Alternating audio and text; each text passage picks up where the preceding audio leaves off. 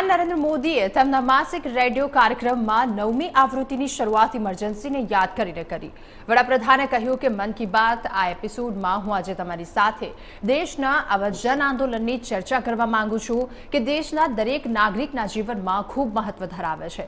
વડાપ્રધાન મોદીએ કહ્યું કે વર્ષો પહેલા જૂન 1975માં ઇમરજન્સી લાગુ કરવામાં આવી હતી। વડાપ્રધાને સાથે જણાવ્યું કે હું આજના યુવાનોને કહેવા માંગુ છું કે તમારા માતા પિતાના જીવવાનો અધિકાર છીનવાઈ ગયો છે। બંધારણની કલમ 21 હેઠળ તમામ ભારતીયોને આપવામાં આવેલા જીવન અને વ્યક્તિગત સ્વાતંત્ર્યતાનો અધિકાર તેમાંથી એક અધિકાર હતો।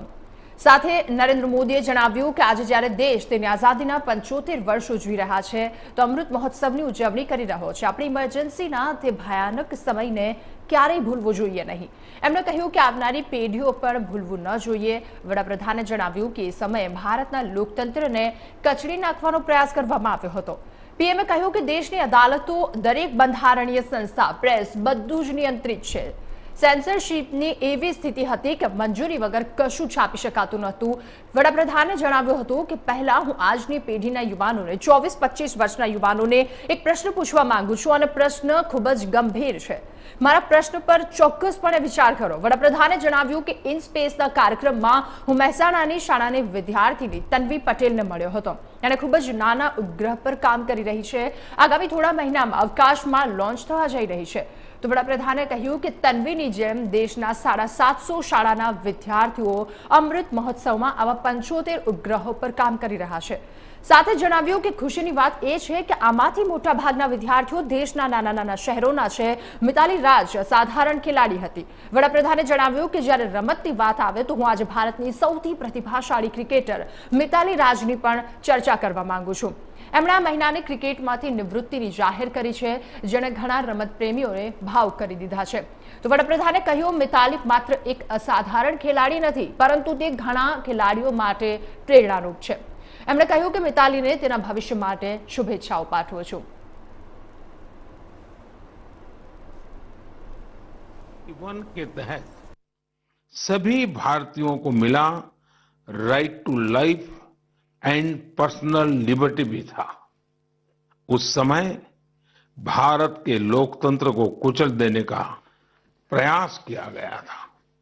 देश की अदालतें, हर संवैधानिक संस्था, प्रेस, सब पर नियंत्रण लगा दिया गया था। सेंसरशिप की ये हालत थी कि बिना स्वीकृति कुछ भी छापा नहीं जा सकता था। मुझे याद है तब मशहूर गायक किशोर कुमार जी ने सरकार की वाहवाही करने से इनकार किया तो उन पर बैन लगा दिया गया। रेडियो पर से उनकी एंट्री ही हटा दी गई।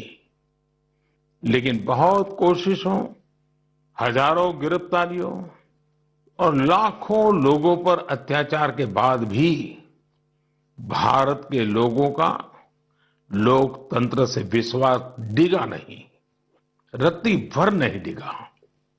भारत के हम लोगों में सदियों से जो लोकतंत्र के संस्कार चले आ रहे हैं, जो लोकतांत्रिक भावना हमारी रग रग में है, आखिरकार जीत उसी की हुई। भारत के लोगों ने लोकतांत्रिक तरीके से ही इमरजेंसी को हटाकर वापस लोकतंत्र की स्थापना की। तानाशाही की मानसिकता को, तानाशाही वृत्ति प्रवृत्ति को लोकतांत्रिक तरीके से पराजित करने का ऐसा उदाहरण पूरी दुनिया में मिलना मुश्किल है। इमरजेंसी के दौरान देशवासियों के संघर्ष का, गवाह रहने का, साझेदार रहने का सौभाग्य मुझे भी मिला था, लोकतंत्र के एक सैनिक के रूप में। आज जब देश अपनी आजादी के 75 वर्ष का पर्व मना रहा है, अमृत महोत्सव मना रहा है, तो आपातकाल के उस भयावह दौर को भी हमें कभी भी भूलना नहीं चाहिए। आने वाली पीढ़ियों को भी भूलना नहीं चाहिए। अमृत महोत्सव सैकड़ों वर्षों की गुलामी से मुक्ति की विजय गाथा ही नहीं, बल्कि आजादी के बाद के 75 वर्षों की यात्रा भी समेटे हुए हैं। इतिहास के हर अहम पड़ाव से सीखते हुए ही हम आगे बढ़ते हैं। मेरे प्यारे देशवासियों, हम में से शायद ही कोई ऐसा हो जिसने अपने जीवन में आकाश से जुड़ी कल्पनाएं न की हो। बचपन में हर किसी को आकाश के चांद, तारे, उनकी कहानियां आकर्षित करती हैं। युवाओं के लिए आकाश छूना सपनों को साकार करने का पर्याय होता है।